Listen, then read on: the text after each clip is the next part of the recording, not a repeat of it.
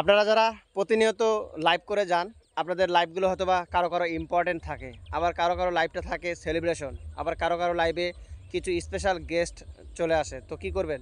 সেই লাইভটা তো আপনার খুবই আকর্ষণীয় বা খুবই পছন্দের। তো সেই লাইভটা আপনি রাখতে চান আপনার ফেসবুক ওয়ালে। কিন্তু ফেসবুকে বর্তমানে নিয়ম ১ মাসের পর আর কোনো লাইভ আপনার ওয়ালে থাকবে না। সেটা অটোমেটিকলি ডিলিট হয়ে যাবে। তো আপনি যদি চান আপনার সেই সুন্দর এবং স্পেশাল লাইভটা আপনি আপনার মেমোরিতে সেভ করে রাখবেন কিংবা ডাউনলোড করে রাখবেন, সেই ব্যবস্থাটা আপনি জানেন না।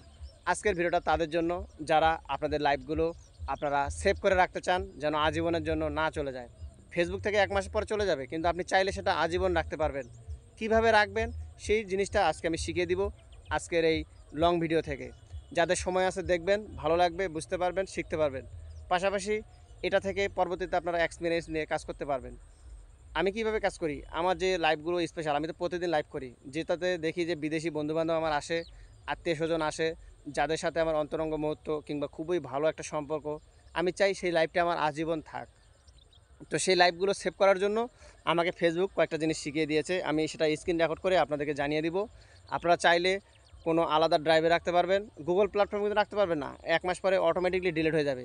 আপনি চাইলে এটা আপনার মেমোরি কার্ডে সেভ করে রাখতে পারবেন ডাউনলোড করে, অথবা আপনি কোনো ড্রাইভে রাখতে পারবেন। গুগল ড্রাইভ আছে, ওয়ারড্রপ আছে, তারপরে হলো হাওয়াই ক্লুড আছে, আইক্লুড আছে। আপনি যেখানে মন চায় সেখানে স্পেস নিয়ে রাখতে পারবেন।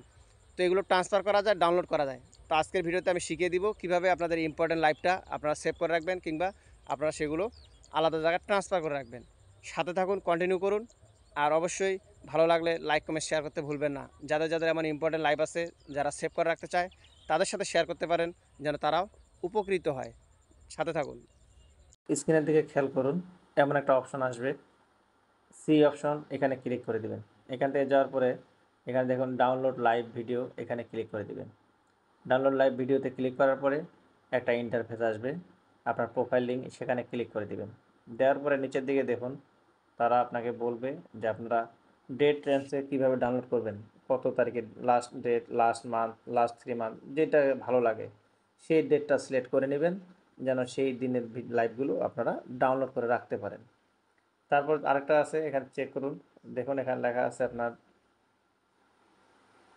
এই যে একটু ব্যাক দিয়ে দেখাচ্ছি আপনাকে, নিচের দিকে যান, সুন্দর করে দেখেন, এই যে লেখা আছে ট্রান্সফার লাইভ আদার, মানে এরিয়া যেখানে আপনি রাখতে চান। গুগল ড্রাইভে রাখতে পারেন, ওয়ান ড্রাইভে রাখতে পারেন, হাওয়াই ক্লুডে রাখতে পারেন, তারপরে গুগল ড্রাইভ, বিভিন্ন জায়গায় স্পেস কিনে আপনি আপনার লাইভগুলো ট্রান্সফার করতে পারবেন। তবে আমার কাছে ডাউনলোড অপশনটা ভালো, সেটা মেমোরি কার্ডে রাখা যায়। এই অপশানগুলো হচ্ছে অনলাইনে রাখতে পারবেন। গুগল ড্রাইভ, ঠিক আছে, এয়ারড্রপ, এগুলো হচ্ছে অনলাইন স্পেস। তো চেক করবেন কত তারিখেরগুলো রাখবেন, কত দিনেরগুলো রাখবেন, কত মাসেরগুলো রাখবেন। যে তারিখে লাইভগুলো করেছেন বা যে মাসেরগুলো করেছেন সেগুলো রাখতে পারবেন। তারপর এখানে সেভ করে দিবেন। খেয়াল করে দেখুন হাও অপন, আপনি কত তারিখে রাখবেন, এখানে আমি আগে দেখিয়ে দিলাম যে 1 মাসেরগুলো, 15 দিনেরগুলো, 3 মাসেরগুলো, এগুলো।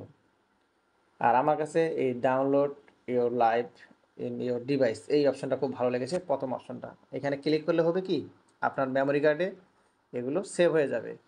আপনি রাখলেন, নয়তো ডিলিট করে দিন। মেমোরি কার্ড থেকে নিয়ে কম্পিউটারে রাখলেন, আপনার ইচ্ছা মতন আপনি বহন করতে পারবেন। আর নিচেরটা যদি দেন ট্রান্সফার ইওর লাইভ ভিডিও, তাহলে অন্য কোনো ড্রাইভে সেগুলো ট্রান্সফার হবে। তো আমার কাছে বেস্ট মনে হয়েছে download your live video at your device, আমার কাছে এটা ভালো লাগছে। ধন্যবাদ, ভালো লাগলে লাইক, কমেন্ট, শেয়ার করে দেবেন।